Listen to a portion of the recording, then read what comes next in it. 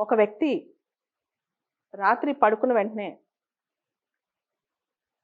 కళ్ళు మూసుకున్నాక నిద్ర పట్టకపోతే జీవితంలో అన్ని ఆలోచనలు గుర్తొస్తాయి. 2, 3 గంటలు రాత్రి 1 గంట, 2 వరకు అవే ఆలోచనలు మనం ఉండి ఏం చేయలేకపోతున్నాం. మన లైఫ్‌లో మనం చాలా ప్రశ్నలకి సమాధానం చెప్పలేకపోతున్నాం.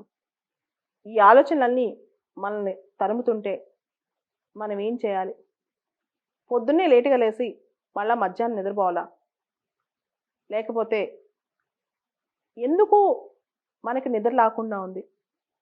ఎందుకు మనకి నిద్ర పట్టట్లేదు? ఈ ఆలోచనలు ఎందుకొస్తున్నాయని?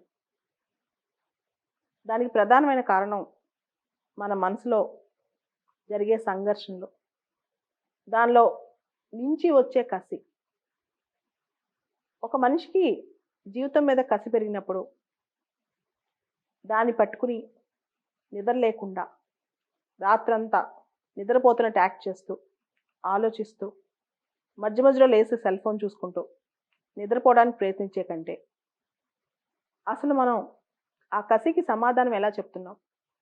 ఆ ఆలోచనలకి మనం ఏ విధంగా దానికి సమాధానం ఇస్తున్నాం అనేది ప్రతి మనిషి ఒకసారి ఆలోచించుకోవాలి.